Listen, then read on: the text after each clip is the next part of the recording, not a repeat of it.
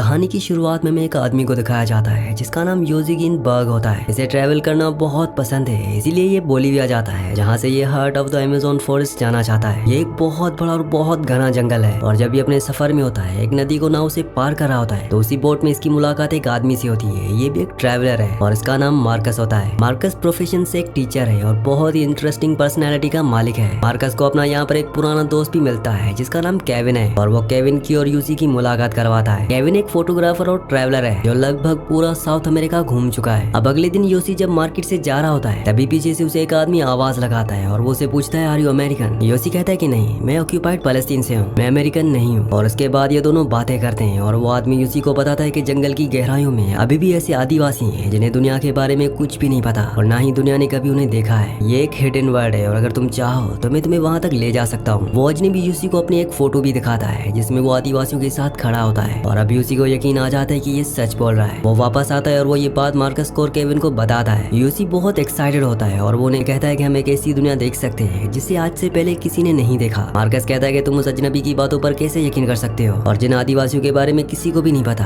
उसे कैसे पता चला, वो वहाँ पर क्या करने गया था। यूसी कहता है कि वो आदमी वहाँ पर सोना ढूंढने के लिए गया था, वहाँ नदी में बहुत सारा सोना है। उसने कहा कि जब हम वहाँ से वापस आएंगे तो सबके बैग सोने से भरे होंगे। लेकिन केविन और मार्कस उसकी बातों से कन्विंस नहीं हो रहे होते। लेकिन वो उन्हें कहता है कि तुम एक बार उस आदमी से मिलो और अगले दिन ये तीनों के तीनों उससे मिलते हैं और वो इन तीनों को मना लेता है और अब ये चारों के चारों अब उस सफर पर जाने के लिए तैयार हैं जहाँ पर ये एक ऐसी सिविलाइजेशन से मिलेंगे जिन्हें आज तक दुनिया ने नहीं देखा, जो दुनिया से अलग थलग है। अब इनका सफर बहुत लंबा है, इसीलिए ये जाने से पहले तैयारी करना शुरू करते हैं, बहुत सारी शॉपिंग करते हैं और एक दुकान के बाहर ये तीनों के तीनों अमेज़न का मैप देख रहे होते हैं। तभी वो स्ट्रेंजर जिसका नाम कार्ल है जो अपने साथ जंगल में ट्राइब से मिलवाने के लिए ले जाएगा, वो उनके पास आता है। वो उन्हें कहता है कि जंगल के बारे में इस मैप में कुछ भी नहीं दिया गया, जंगल में हमेशा नदी को फॉलो करो, जंगल में सबसे अच्छी दोस्त तुम्हारी सिर्फ नदी है। और अगले दिन ये चारों के चारों अपने सफर पर निकल जाते हैं। पूरा दिन सफर करने के बाद रात को एक जगह पर स्टे करते हैं और वहाँ पर कार्ल केविन को बताता है कि दरअसल हम जिन लोगों से मिलने वाले हैं, जिन आदिवासियों से मिलने वाले हैं, हमें ऐसा लगेगा कि हम एंशिएंट टाइम्स में यानी कि स्टोन एज में जी रहे हैं, लेकिन वो बहुत स्मार्ट हैं, वो हमसे बहुत आगे हैं, वो जिंदगी की सच्चाई को जानते हैं और उन्हें हमारी दुनिया से कुछ भी नहीं चाहिए, वो पूरी तरह से आजाद हैं। अगले दिन ये आगे का सफर तय करते हैं और जो स्ट्रेंजर होता है जिसका नाम कार्ल है वो कहता है कि बारिश होने वाली है। केविन कहता है कि बारिश, लेकिन आसमान में तो एक भी बादल नहीं है। पर कुछ ही देर बाद बारिश होना शुरू हो जाती है और ये एक जगह शेल्टर लेते हैं क्योंकि रात हो चुकी है। कार्ल इन तीनों को कहता है कि कल तुम्हें मैं असली खाना खिलाऊंगा क्योंकि हम एक कबीले तक पहुंचने वाले हैं। और अगली सुबह एक लंबा सफर तय करने के बाद ये उस कबीले तक पहुंच जाते हैं जहाँ पर कार्ल को सब जानते हैं। इन्हें देखकर वहाँ पर सारे कबीले वाले खुश हो जाते हैं। ये पूरी रात वहीं गुजारती हैं और एक रात गुजारने के बाद ये चारों अब उस कबीले से आगे बढ़ जाते हैं जो इस दुनिया से छुपा हुआ है, इसके बारे में कोई भी नहीं जानता। और जब नदी आती है तो कार्ल यूसी को वहाँ से एक सोने का टुकड़ा ढूंढकर दिखाता है जिससे सब खुश हो जाते हैं। दरअसल ये खुश इसलिए हो रहे होते हैं क्योंकि अभी भी इन्हें लगता है कि कार्ल बिल्कुल सच बोल रहा है। अभी तक कहीं न कहीं इनके मन में एक डाउट था, लेकिन इन्हें नहीं पता था कि इनका जंगल का सफर इतना मुश्किल होने वाला है। इन्हें चलते हुए कई दिन हो चुके हैं और अभी भी इन्हें जिस जगह पर पहुंचना है वो यहाँ से 3-4 दिन की दूरी पर है। और मार्कस के पैर पूरी तरह से जख्मी हो जाते हैं, वो आगे का सफर तय नहीं कर सकता है, इसीलिए यहाँ पर इन्हें रुकना होगा। कार्ल इन तीनों को कहता है कि मैं यहाँ से आगे का सफर अकेले ही तय करूंगा, मैं उस कबीले तक पहुंच जाऊंगा और उसके बाद मैं वहाँ से कुछ लोगों को लेकर यहाँ पर आऊंगा और तुम्हें अपने साथ ले जाऊंगा। लेकिन केविन ऐसा करने से मना कर देता है। वो कहता है कि तुम हमें अकेले छोड़कर यहाँ से नहीं जाओगे क्योंकि हम जंगल के बीचों बीच आ चुकी हैं और इन्हें वापस जाने का रास्ता नहीं पता। केविन कहता है कि क्यों ना हम एक राफ्ट बनाए और नदी से होते हुए आगे का सफर तय करें। हालांकि कार्ल ऐसा नहीं चाहता, लेकिन वो कहता है कि इसके अलावा हमारे पास कोई भी रास्ता नहीं है। और अब ये तय करते हैं कि ये नदी के सारे आगे जाएंगे और अब ये चारों मिलकर राफ्ट बनाना शुरू कर देते हैं जिसके लिए ये लकड़ियां लाते हैं और उन्हें एक साथ बांधकर एक राफ्ट यानी कि एक लकड़ी का एक बहुत बड़ा बेड़ा बनाते हैं और उसके ऊपर ये अपना सारा सामान रखते हैं। और अब ये चारों के चारों उस राफ्ट पर बैठकर नदी से आगे का सफर तय करते हैं। लेकिन ये सफर इतना आसान नहीं होता। सुबह तक जो नदी पूरी तरह से शांत थी, शाम होते होते एक लंबा सफर तय करने के बाद वो नदी अब पूरे उफान पर है और इन चारों को राफ्ट में बहुत प्रॉब्लम हो रही होती है। इसलिए कार्ल कहता है कि हमें साइड में राफ्ट को रोकना होगा, लेकिन केविन ऐसा नहीं करना चाहता। वो कहता है कि मैं नदी के साथ बहता रहूंगा और इसी बात पर इन दोनों के बीच में आर्गुमेंट होना शुरू हो जाते हैं। लेकिन सबको कार्ल की बात माननी पड़ती है क्योंकि वो इस जंगल को ज्यादा अच्छे से जानता है, इसीलिए ये साइड में राफ्ट को रोक देते हैं। कार्ल कहता है कि मैं जंगल से कुछ खाने का इंतजाम करके आता हूँ और वो जंगल में चला जाता है। और केविन यूसी से कहता है कि मुझे लगता है कि कार्ल को तैरना नहीं आता, इसलिए वो राफ्ट से आगे का सफर तय करना नहीं चाहता। वीडियो में आगे बढ़ने से पहले आप सबसे रिक्वेस्ट है कि आप में से बहुत सारे व्यूअर्स वीडियो तो देखते हैं लेकिन चैनल को सब्सक्राइब नहीं करते और ना ही वीडियो को लाइक करते हैं, तो आप सबसे रिक्वेस्ट है कि चैनल को सब्सक्राइब और वीडियो को लाइक लाजमी से कर दिया करें। और अगली सुबह होता भी ऐसा ही है। जब ये तीनों के तीनों राफ्ट की तरफ जा रहे होते हैं तो कार्ल राफ्ट में जाने से मना कर देता है। वो कहता है कि मैं मछलियों का खाना नहीं बनना चाहता, मैं पैदल पैदल ही अपने आगे का सफर तय करूंगा और तुम्हें जहाँ पर हमें जाना है वहाँ पर मिलूंगा। दरअसल मैप में इनके पास एक लोकेशन होती है जहाँ पर इन्हें पहुँचना है, लेकिन केविन अब पैदल नहीं जाना चाहता। उसे लगता है कि राफ्ट का सफर सबसे सेफ है और वो कहता है कि मैं राफ्ट से जाऊंगा। यूसी और केविन ये डिसाइड करते हैं कि हम तीनों में से एक कार्ल के साथ जाएगा और हम दो राफ्ट से जाएंगे। और जब यूसी मार्कस को ये बताता है तो मार्कस कहता है कि मैं कार्ल के साथ जाऊंगा क्योंकि अब उसके पैर ठीक हैं और पानी में उसके पैरों के जख्म दोबारा से हो सकते हैं। और साथ ही साथ केविन ने उसके साथ झगड़ा भी किया होता है, इसलिए वो केविन के साथ आगे का सफर तय करना नहीं चाहता। और ये तय होता है कि अब केविन और यूसी राफ्ट से जाएंगे और केविन और मार्कस अपना सफर पैदल ही तय करेंगे और मंजिल पर ये सब के सब मिल जाएंगे। मार्कस इन सबको हाथ हिलाकर अलविदा कहता है और वो कार्ल के साथ अपना सफर तय करता है। यहाँ पर ये दोनों राफ्ट से अपने आगे का सफर तय करते हैं, लेकिन नदी एक बार फिर से बहुत खतरनाक हो जाती है और इन्हें नदी में अपनी राफ्ट को तैराने में बहुत दिक्कत हो रही होती है। इनकी राफ्ट एक पत्थर के साथ अटक जाती है क्योंकि पानी का बहाव यहाँ पर बहुत तेज होता है और ये दोनों राफ्ट को छोड़कर किनारे पर नहीं जा सकते क्योंकि राफ्ट के साथ इनका सारा सामान बंधा हुआ है। अगर वो उनसे खो गया तो उन्हें सर्वाइव करने में बहुत परेशानी होगी। इसलिए केविन यूसी से कहता है कि मैं किनारे पर जा रहा हूँ और मैं जल्दी तुम्हें ऊपर खींच लूंगा। केविन किसी तरह से किनारे तक पहुंच जाते हैं और वो यूसी को भी ऊपर खींचना चाहता है, यानी कि वो उसे किनारे तक लाना चाहता है। लेकिन इससे पहले कि वो उस तक पहुंचता है यूसी पानी में गिर जाता है और बहाव उतना तेज होता है कि वो यूसी को यहाँ से बहुत दूर तक अपने साथ बहाकर ले जाता है। यूसी को पता भी नहीं है कि वो केविन से कितने किलोमीटर दूर आ चुका है। केविन भी सिर्फ देखता ही रह जाता है क्योंकि वो इस बहाव में इतने तेज पानी में कुछ भी नहीं कर सकता। अब यूसी एक पत्थर को पकड़ लेता है और बड़ी मुश्किल से चट्टानों को पकड़कर ऊपर यानी कि नदी से बाहर निकलता है। यूसी इस जंगल में अब अकेला है, उसे पता नहीं है कि वो कहाँ पर है, ना उसे कोई रास्ता पता है और ना ही उसके पास खाने के लिए कुछ सामान है। अब धीरे धीरे रात हो जाती है और यूसी एक पेड़ के नीचे बैठ जाता है। अभी बारिश होना शुरू हो जाती है क्योंकि अब बरसात का मौसम शुरू हो चुका है। वो वहीं पूरी रात उस पेड़ के नीचे गुजार देता है और जब सुबह होती है तो उसे बर्तनों के टकराने की आवाज आती है और जब वो नदी में देखता है तो वो देखता है कि उसका बैग उसके सामान से बहता हुआ जा रहा है, जिसके बाहर दो बर्तन भी बंधे होते हैं। यूसी अपनी जान पर खेलकर नदी में कूदता है और उस बैग को वहाँ से निकाल लाता है क्योंकि इसमें बहुत सारी जरूरत की चीजें हैं। बैग बाहर निकालने के बाद वो उस बैग से एक टेबलेट खाता है। दरअसल ये एक एनर्जी की गोली है। और उसके बाद वो केविन को ढूंढना शुरू कर देता है। वो चारों तरफ देखता है लेकिन केविन उसे कहीं भी नहीं मिलता, ना ही उसे खुद पता है कि वो कहाँ पर है और ना ही उसे डायरेक्शन का पता है, क्योंकि अगर वो गलत डायरेक्शन में चला गया तो वो जंगल की इतनी गहराई में पहुंच जाएगा जहाँ से शायद वापस आना नामुमकिन हो। वो एक जगह बैठ जाता है और एक बार फिर से बारिश होना शुरू हो जाती है। यूसी हताश है, वो टूट चुका है क्योंकि उसे नहीं पता कि उसे अब क्या करना है, लेकिन वो ये भी जानता है कि उसे शांति और समझदारी से काम लेना होगा। वो अपने बैग से अगली सुबह एक मैप निकालता है और उस मैप में उस जगह पर निशाना लगाता है जहाँ पर उसे जाना है ताकि वो अपने आगे का सफर तय कर सके। उसे पता है कि वहाँ पर उसे मदद मिल जाएगी, लेकिन किसी चीज को सोचना और करना तो अलग चीज है। लेकिन ये इतना आसान नहीं होता है। इस सफर में उसे बहुत मेहनत, बहुत स्ट्रगल लगता है। 6 दिनों तक वो लगातार चलता रहता है और रात को कहीं भी पत्ते बिछाकर सो जाता है। साथ ही वो भूखा है क्योंकि उसका खाना भी अब खत्म हो चुका है। इसलिए जंगल में उसे एक सांप दिखता है जिसे वो मारकर खा जाता है। अब वो जिंदा रहने के लायक कुछ भी खा सकता है क्योंकि अगर उसने ऐसा नहीं किया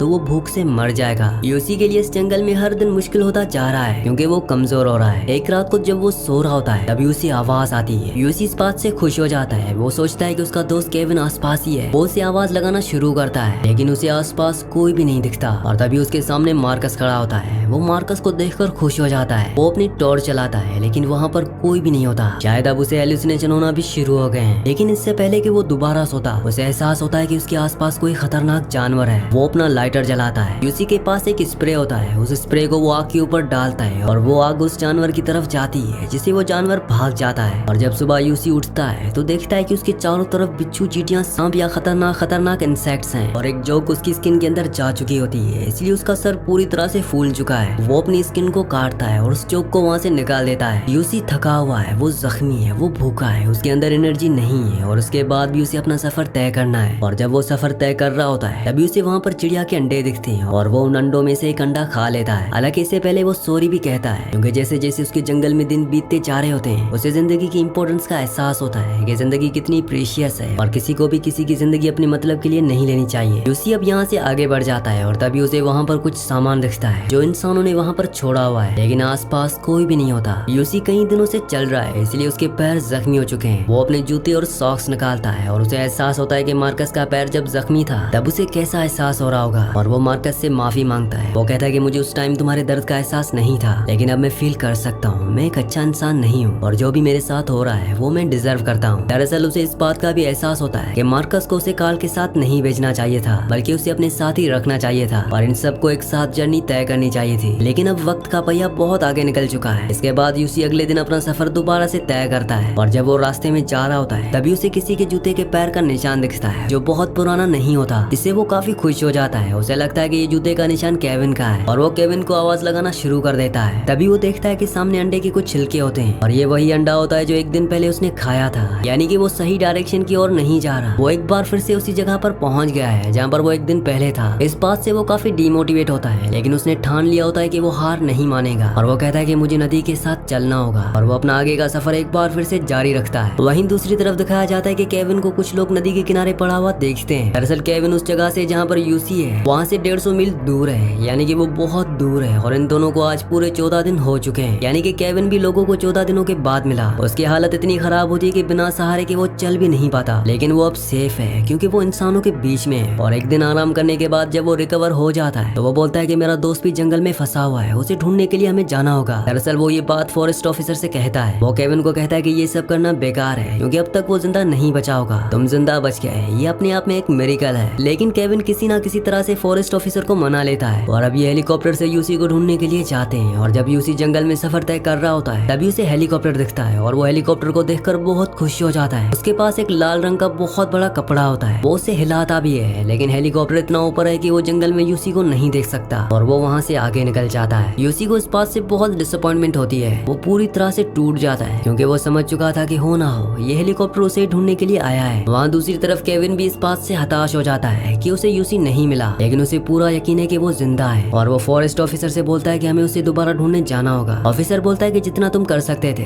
तुम कर चुके हो, लेकिन केविन हार नहीं मानना चाहता, वो अपनी पूरी कोशिश करना चाहता है। और यहीं पर एक आदमी होता है जिसके पास बोट होती है और केविन उसे बोलता है कि तुम्हें मेरा साथ देना होगा, मुझे तुम्हारी मदद की जरूरत है और तुम्हारे अलावा मेरी मदद कोई नहीं कर सकता क्योंकि इस नदी को तुमसे अच्छा कोई भी नहीं जानता। लेकिन वो मदद करने के लिए मना कर देता है। वो कहता है कि तुम्हारे दोस्त को खोए हुए पूरे 17 दिन हो चुके हैं और 17 दिन तक इस जंगल में कोई भी सरवाइव नहीं कर सकता। केविन कहता है कि मैंने जिंदगी में कभी भी किसी के आगे हाथ नहीं फैलाया, लेकिन मैं तुमसे मदद की भीख मांगता हूँ। और वो आदमी केविन के जज्बे को देखकर उसकी मदद करने के लिए तैयार हो जाता है। वहीं जंगल में ये दिखाया जाता है कि यूसी अब पूरी तरह से टूट चुका है और जब वो पूरी तरह से हताश हो चुका होता है तभी वहाँ पर उसे एक लड़की दिखती है। ये एक आदिवासी लड़की है और उसे देखकर वो पूरी तरह से हैरान हो जाता है क्योंकि उसने इतने दिनों के बाद पहली बार किसी इंसान को देखा है। लेकिन ये लड़की इंग्लिश नहीं बोल सकती, यानी कि ये दोनों बातें नहीं कर सकती और साथ ही साथ ये लड़की बहुत डरी हुई भी होती है। लेकिन यूसी उसे कहता है कि तुम्हें मुझसे डरने की जरूरत नहीं है, मैं तुम्हारी मदद करूंगा। और उस लड़की को भी यूसी पर यकीन हो जाता है। यूसी उसे सोने के लिए अपना ब्लैंकेट भी देता है ताकि वो अच्छे से सो सके और खुद वो पूरी रात पेड़ के नीचे बैठा रहता है। यूसी के दिल में एक सेटिस्फेक्शन है कि कम से कम अब उसके साथ कोई इंसान तो है। और अगले दिन वो अपना सफर उसी आदिवासी लड़की के साथ तय करता है। वो उससे बहुत सारी बातें करता है, हालांकि वो लड़की उसकी बातें नहीं समझ पाती है, लेकिन अब उसके पास कोई तो है जिससे वो अपनी बातें कर सकता है। उसे खाने के लिए चीज भी मिलती है, लेकिन वो लड़की मना कर देती है। वो कहती है कि इसे मत खाओ, ये सड़ा हुआ है। लेकिन वो कहता है कि मैं भूखा हूँ, मुझे चोट लगी हुई है और मुझे अपनी जिंदगी बचाने के लिए ऐसा करना पड़ेगा। अब इसके बाद रात हो जाती है और यूसी उस लड़की को कहता है कि तुम मेरे पास आ जाओ, मैं मुझसे डरने की जरूरत नहीं है, गॉड हमारे साथ है। और वो उस लड़की को अपने हाथ के ऊपर सुला देता है और वो उसके कंधे पर हाथ रखकर उसे दिलासा दे रहा होता है कि खुदा हमारी मदद करेगा, वो हर कदम पर हमारे साथ है। लेकिन अगले पल वो देखता है कि उसके सामने कोई भी लड़की नहीं होती, बल्कि उसका हाथ जमीन पर होता है। दरअसल ये उसका सिर्फ एक वहम था। उस वहम में वो एक लड़की के साथ चल रहा था, यानी कि इतने दिनों से जंगल में अकेले रहने से यूसी की दिमागी हालत अब खराब होना शुरू हो जाती है। वो अपनी इमेजिनेशन में लोगों को बना रहा है और साथ ही साथ उसको अपने घर की भी याद आ रही होती है। वो कई बार अपने घर में अपने लोगों के बीच में पहुंच जाता है, लेकिन अगले पल उसे एहसास होता है कि वो अभी भी जंगल में ही है। यूसी धीरे धीरे आगे बढ़ रहा होता है क्योंकि वो किसी भी तरह से नदी के किनारे तक पहुंचना चाहता है। और जब वो उस तरफ जा रहा होता है तो वो एक दलदल में गिर जाता है और जैसे ही वो हिलता है वो और भी नीचे धंसना शुरू हो जाता है। और यूसी अपना दिमाग पूरी तरह से शांत करता है क्योंकि दलदल में इंसान जितना भी हिलता है वो उतना ही नीचे धंसता चला जाता है। यूसी बड़ी मुश्किल से एक टहनी के पत्ते को पकड़ता है। धीरे धीरे वो टहनी को पूरी तरह से पकड़ लेता है और उसे अपने आप को खींचकर दलदल से बाहर निकाल लेता है। यूसी का बैग भी अब दलदल में रह चुका है, वो उतना थक चुका है कि वो चल भी नहीं सकता। वो रेंगते हुए धीरे धीरे करके आगे बढ़ता है और ये वो पल होता है जब इंसान की जिंदगी उसके हाथों से छूट रही होती है। यूसी बड़ी मुश्किल से आगे रेंगता हुआ बढ़ता है और वो देखता है कि एक टहनी पर बहुत सारी चींटियां होती हैं। यूसी अपनी पैंट को पूरी तरह से टाइट कर लेता है। यूसी का वेट अब पहले से आधा हो चुका है, वो बहुत कमजोर हो चुका है। वो अपनी पैंट को पूरी तरह से टाइट कर लेता है और वहाँ पर जो खतरनाक चींटियां होती हैं जिनके डंक से इंसान तड़प जाता है, वो उन सभी चींटियों को अपने बॉडी के ऊपर डाल लेता है। और जैसे वो चींटियां यूसी को डंक मारना शुरू करती हैं, यूसी के खून में एक रफ्तार आ जाती है। उसके दर्द से वो भागना शुरू कर देता है और उसे यहाँ पर हेलुसिनेशन भी होना शुरू हो जाते हैं। उसे वो सब लोग दिख रहे होते हैं जो उसकी जिंदगी में होते थे। वो मार्कस को देखता है, वो उस लड़की को भी देखता है जो जंगल में उसे देखती थी। ही उसे केविन अपने घर वाले सब दिख रहे होते हैं और साथ ही साथ उसे आवाज आ रही होती है कि तुम हार नहीं मान सकते,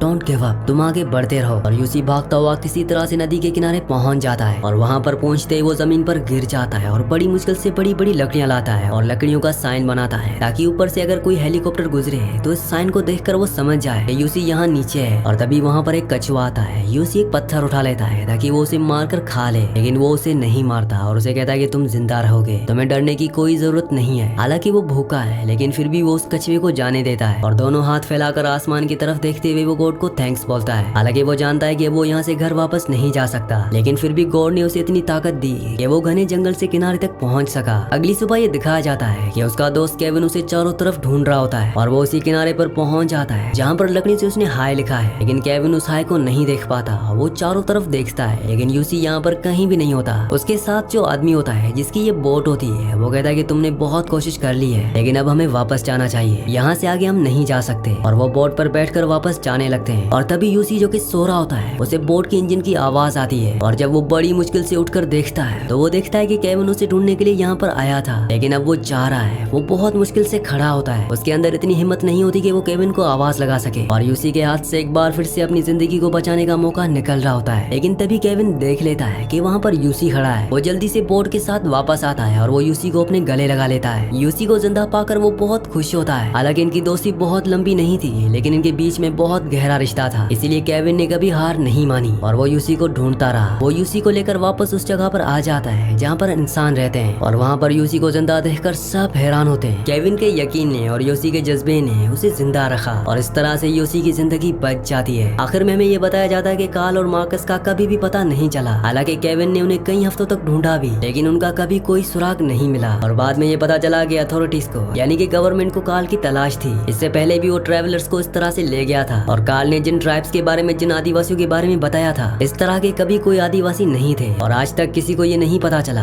कि कार्ल ने यूसी को क्यों चुना था, क्यों वो इन सबको जंगल के अंदर सफर पर ले गया। केविन ने आगे चलकर अपनी जिंदगी को इसी तरह से कंटिन्यू रखा, यानी कि उसने फोटोग्राफी, अपने एडवेंचर को कभी भी नहीं छोड़ा और उसने अपने एडवेंचर के बारे में और जिस तरह से उसने जंगल में सर्वाइव किया था उसके ऊपर एक किताब भी लिखी। और यूसी भी 10 साल बाद उसी नदी के किनारे उसी जगह पर वापस आया जहाँ पर लगभग उसकी जिंदगी खत्म हो चुकी थी और उसने भी आज तक अपनी जिंदगी के एडवेंचर को, अपनी हाइकिंग को, जर्नी को कभी नहीं छोड़ा। उसी तरह से आज भी जिंदा जी रहा है। यूसी सिर्फ इसलिए बच पाया कि उसने हार नहीं मानी और साथ ही साथ उसको यकीन था कि वो इस जंगल से, इस मुसीबत से जरूर निकलेगा और हुआ भी ऐसा ही। और अब जिंदगी में इतना बुरा वक्त देखने के बाद उसकी जिंदगी आगे हमेशा अच्छी रही। इसी सीन के साथ इस मूवी का, इस सच्ची कहानी का एंड हो जाता है। अगली कहानी आप किस मूवी पर सुनना चाहते हैं मुझे नीचे कमेंट्स में जरूर बताना, क्योंकि मैं आपके कमेंट्स पढ़ता हूँ और आपके प्यारे प्यारे कमेंट्स का बहुत बहुत शुक्रिया।